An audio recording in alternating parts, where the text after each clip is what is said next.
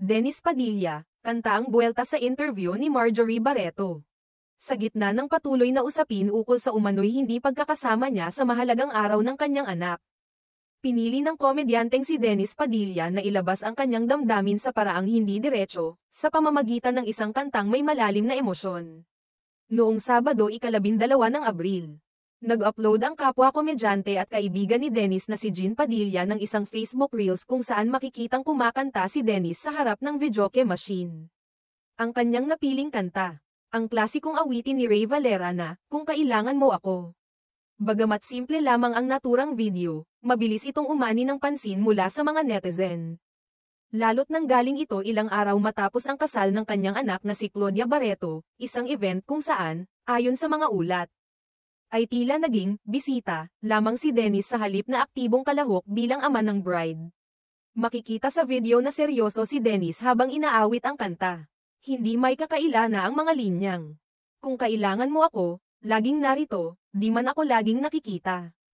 Maaasahan mo," ay tila sumasalamin sa isang mensaheng nais niyang ipaabot, maaaring para sa kanyang anak o para sa mga taong humusga sa kanya.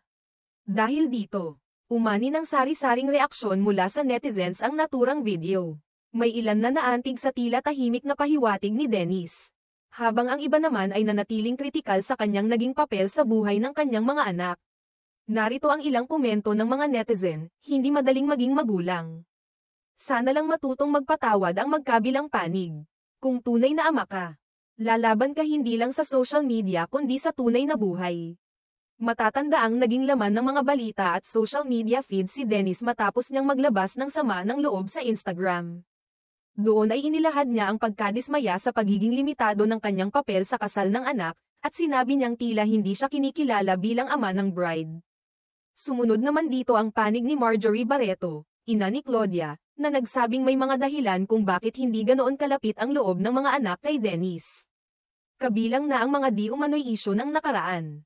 Gayunpaman, sa kabila ng mga palitan ng pahayag at saloobin, tila pinipili ngayon ni Dennis ang mas tahimik at mapanlikhang paraan ng pagpapahayag ng emosyon.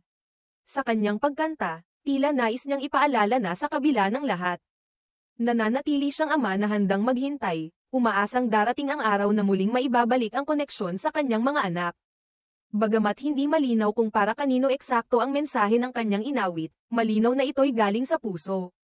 Minsan, sa katahimikan at sa musika, mas nagiging malalim ang mensahe, at iyon marahil ang layunin ni Dennis, ang iparating ang damdamin ng hindi kailangang magpaliwanag.